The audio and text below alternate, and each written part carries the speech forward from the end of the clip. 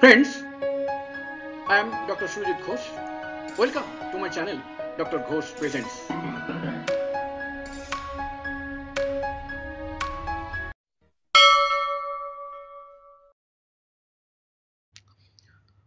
পোকাঘাতের প্রধান 8টি হোমিওপ্যাথিক ওষুধ। পোকাঘাত কি? কোনো কারণে যখন স্নায়ু সংকেত পেশিতে পৌঁছতে পারে না, এই যে সংকেত পেশিতে পৌঁছতে পারে না অনেকভাবে হতে পারে। ধরুন স্নায়ু নিজে নষ্ট হয়ে গেছে, সংকেত তৈরিই করতে পারছে না, অথবা সংকেতটা যে পথ দিয়ে যাচ্ছে সেই পথে অবস্ট্রাকশন আছে, এরকম অনেক কারণ হতে পারে। যাই হোক, যে কোনো কারণেই এই সংকেতটা আলটিমেটলি সাকসেসফুলি মাসলে পৌঁছলে তবে আমাদের পেশি নড়বে। স্নায়ু সংকেত পাঠিয়েছে হাত তোলো, হাত তখনই উঠবে যদি সেই সংকেতটা পেশিতে সঠিক মতো গিয়ে পৌঁছয়। তখন আমাদের পেশি অচল হয়ে যাচ্ছে, এই অবস্থাকে পেশির পক্ষাঘাত বলে। অর্থাৎ যখন সংকেতটা স্নায়ু সংকেতটা মাসলে পৌঁছতে পারলো না তখন। পক্ষাঘাতের কারণ এবং ধরন কি কি?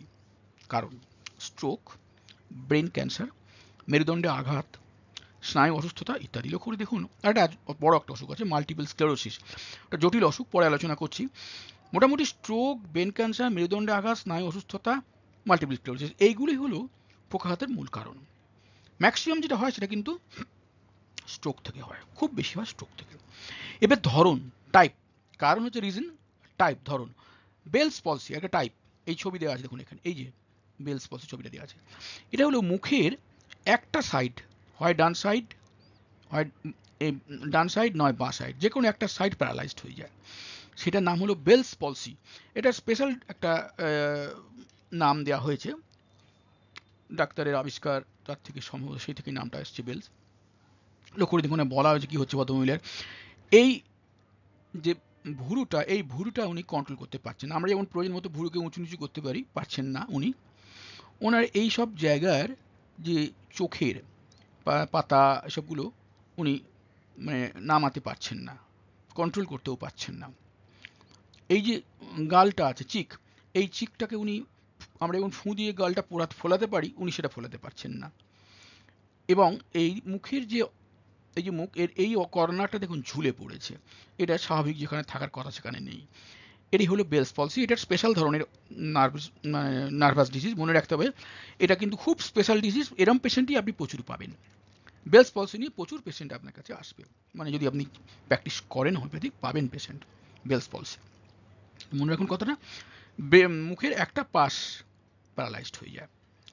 এবারে আমরা চলে আসছি গোড়ায়, যেটা আলোচনা করছিলাম, মনোপ্লেজিয়া।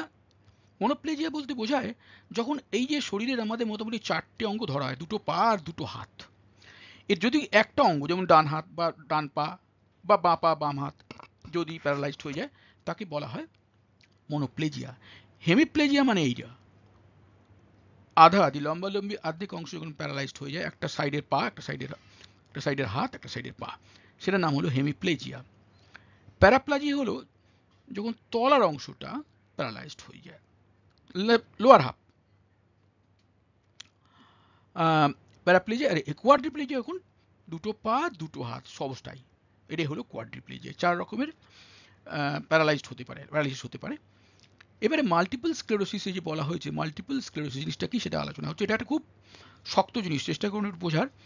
যদি বুঝতে পারেন এবং সঠিক সময়ে রোগী ধরতে পারেন যে মাল্টিপল স্ক্লেরোসিস হয়েছে, ওই একটা মুখ দিয়ে একটা নাম বলতে পারলেই আপনি পেশেন্টের যথেষ্ট বিশ্বাসভাজন হতে পারবেন। মাল্টিপল স্ক্লেরোসিস এক ধরনের অটো ইমিউন রোগ। অটো ইমিউন রোগ আপনারা জানেন, যেখানে আমাদের ইমিউন সিস্টেমের কোষ অসুখ সৃষ্টি করে। আমার ইমিউন সিস্টেমের কোষই আমার দেহের কোষকে আক্রমণ করে আমার অসুখ তৈরি করছে, এটাকে বলা হয় অটো ইমিউন রোগ। এইসব রোগ সারানো বড় চ্যালেঞ্জিং, খুব কঠিন কাজ। অ্যালোপ্যাথিতে ওষুধ নেই, হোমিওপ্যাথিতে সম্ভব। যারা ভালো উঁচু লেভেলের হোমিওপ্যাথি প্র্যাকটিস করেন তারা সেটা পারবেন, সবাই সেটা পারবেন না, খুব কঠিন ব্যাপার। অটোইমিউন রোগ যেখানে দেহের ইমিউন সিস্টেমের কোষ, কেন্দ্রীয় স্নায়ুতন্ত্র, অন্যান্য স্নায়ুর উপরিস্থ আচ্ছাদনকে আক্রমণ করে দেহের অক্ষমতা সৃষ্টিকারী বেশ ভারী ধরনের অসুখ তৈরি করে, যেমন চোখে দেখার অসুবিধে, হাঁটার অসুবিধে, দেহেতে টিংলিং অনুভূতি ইত্যাদি। বিভিন্ন রোগীর ক্ষেত্রে লক্ষণ বিভিন্ন হতে পারে। তো মাল্টিপল স্ক্লেরোসিসের একটা কোনো সিমটম নয়, মানে একটা নির্দিষ্ট কোনো সিমটমের ছবি নেই, ভ্যারাইটি অফ সিমটম থাকতে পারে, ভ্যারাইটি অফ সিমটমস।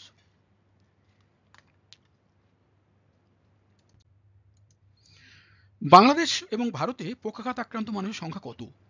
এই দুটো দেশের মধ্যে মোটামুটি অ্যাভারেজে 1 কোটি মানুষের মধ্যে দেখা যাচ্ছে প্রায় 15,000 জন পক্ষাঘাত রোগীগ্রস্ত রোগী রয়েছেন। এটা অন অ্যাভারেজ। পক্ষাঘাতের সাধারণ লক্ষণ কি কি? পেশির কার্যক্ষমতা কমে যায়, পেশি দুর্বল হয়ে পড়ে, হাত পায়ে অনুভূতি থাকে না, লস অফ সেন্স, মোটর ক্রিয়া হ্রাস পায়, কথা বলার ক্ষমতাও হ্রাস পেয়ে যায়। কারণ কথা বলার সময় আমাদের অনেকগুলো পেশি লাগে, সেই সব পেশি যখন প্যারালাইজড হয়ে যাবে তাহলে কথা বলার ক্ষমতা ন্যাচারালি হ্রাস পেয়ে যাবে। পক্ষাঘাত কিভাবে চিহ্নিত করা যায়? নিচের পরীক্ষাগুলির মধ্যে এক বা একাধিক পরীক্ষার মাধ্যমে এটা করা যাবে।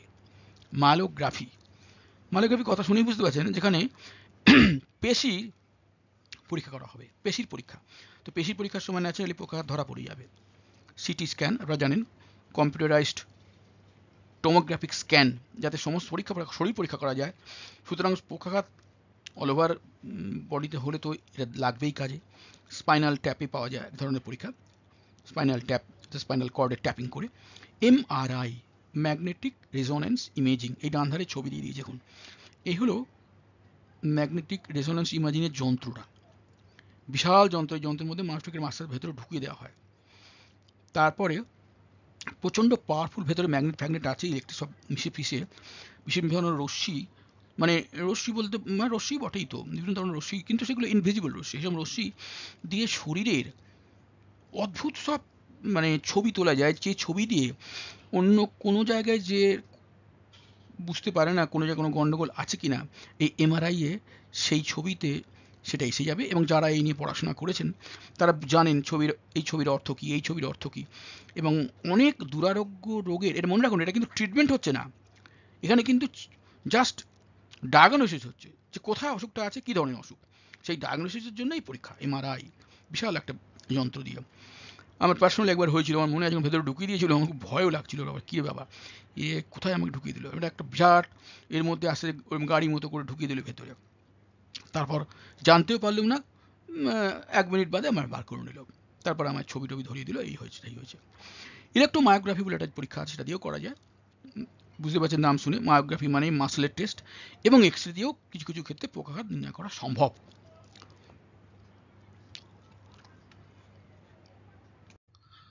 পক্ষাঘাতগ্রস্ত রোগীকে কিভাবে সামাল দেবেন?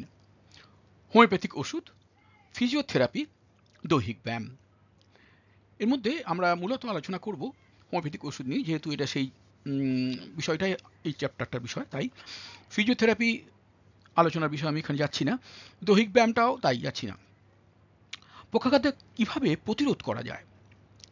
সব ধরনের নেশা ছেড়ে দিন, ব্যালেন্স ডায়েট খান, স্বাস্থ্যসম্মত দেহভার সংরক্ষণ করুন, নিয়মিত দেহ চর্চা করুন, বছরে একবার করে সামগ্রিক দেহ চেক আপ করান। ওই চেক আপের সময়তেই পক্ষাঘাতটাও টেস্টিং হয়ে যাবে, যে এটা নার্ভের কোনো সমস্যা আসছে কিনা মানুষটা সেটা জানা যাবে। হোমিওপ্যাথিক ওষুধ দিয়ে কিভাবে পক্ষাঘাত নিরাময় করবেন, অর্থাৎ যে বিষয়বস্তুটা এই ভিডিওর মূল, সেটা সেখানেই আমরা এসে পৌঁছেছি। পক্ষাঘাতে অ্যাকোনাইট, হার্টে ভীষণ ধরপড়ানি, মাথায় রক্তাধিক্য, কানে বাজিং, বাজিং মানে নানা ধরনের আওয়াজ, রোগী শয়ান অবস্থা থেকে উঠলেই পক্ষাঘাত।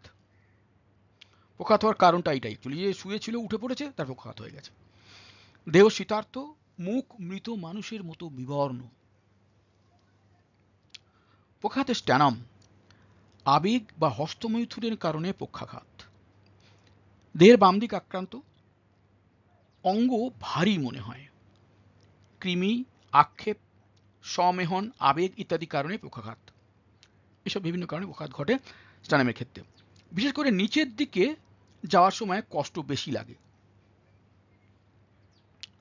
অর্থাৎ যখন একজন পেশেন্ট ধরুন সিঁড়ি দিয়ে নামছে তখন তার কষ্ট বেশি, উঠতে কষ্ট নেই, নামতে কষ্ট বেশি। পক্ষাঘাতে জিঙ্কাম, পদঘর্ম অবদমনের কারণে ব্রেনের নরমায়নের পর পক্ষাঘাত। ব্রেনের নরমায়ন কথাটা আমি তৈরি করেছি, ইংরেজি ছিল ব্রেন সফটনিং। ব্রেন সফটনিং এর বাংলা কোনো না পেয়ে আমি নরম থেকে নরমায়ন করে দিয়েছি। এটা জাস্ট মনে রাখবেন অর্থটা বোঝার জন্য, অর্থাৎ ব্রেনের টিস্যু, ব্রেনের ভেতরে যে আমাদের নার্ভ টিস্যু থাকে সেটা সফট হয়ে গেলে এক ধরনের পক্ষাঘাত হয়, সেইটা। এর সঙ্গে থাকে মাথা ঘোরা, দেহ কাঁপুনি, অসাড় ভাব, ত্বকে পিঁপড়ে হেঁটে যাওয়ার অনুভূতি, মদ খেলে কষ্ট বেড়ে যায়। এটা জিঙ্কামের বৈশিষ্ট্য। জিঙ্কামের পেশেন্ট যদি মদ খায়, সে যে কোনো সমস্যা হোক তার সেটা বেড়ে যাবে। আক্রান্ত অংশ ঘর্ষণে উপকার হয়। পক্ষাঘাত হয়ে যে অংশটা হাত দিয়ে রাবিং করলে ভালো লাগবে, কিন্তু ব্যায়াম করলে নয়। লেখার সময় হাতে দুর্বলতা, অসাড়ভাব, কম্পন। পক্ষাঘাতে ইগনেশিয়া মারাত্মক ধরনের মানসিক আবেগ বা দীর্ঘ সময় রাত জাগার পর হিস্টেরিক্যাল পক্ষাঘাত। হিস্টেরিক্যাল কথার অর্থ হলো যেটার পেছনে সত্যিকারের কোনো রিয়েল কারণ নেই, একটা অন্য আপাত কারণে হালকা অসুখ হওয়া, এটাকে বলা হয় হিস্টেরিক্যাল। হিস্টেরিক্যাল দিয়ে অনেক কিছু হতে পারে। হিস্টেরিয়া থেকে হিস্টেরিক্যাল কথাটা এসেছে। হিস্টেরিয়া সাধারণত মেয়েদের হয় থাকে, পুরুষদের খুব কম দেখা যায়। হিস্টেরিয়া আক্রান্ত মহিলারা অদ্ভুত সব আচরণ করেন, অনেকটা যেন সেই মানুষদের দেখানোর জন্য, দেখো আমি কত অসুস্থ, আমার কত শরীর খারাপ, এই ধরনের নানা রকম ভাবভঙ্গি করে হিস্টেরিয়ার লেডিসরা। সেই হিস্ট্রি থেকে হিস্টেরিয়ার পক্ষাঘাত ওরকম ধরনের হতে পারে। সেই জন্য বলছি হিস্টেরিক্যাল পক্ষাঘাত, তো হিস্টেরিয়াগ্রস্ত মানুষের পক্ষাঘাত। একদমই সত্যি ট্রু নয়, ট্রু ওটা নয়, দেখলে চেক করে দেখা যাবে ওটা তেমন কিছুই নয়।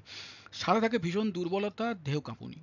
রোগী কথাবার্তা বলে না, সব কিছু থেকে নিজেকে গুটিয়ে নেয়।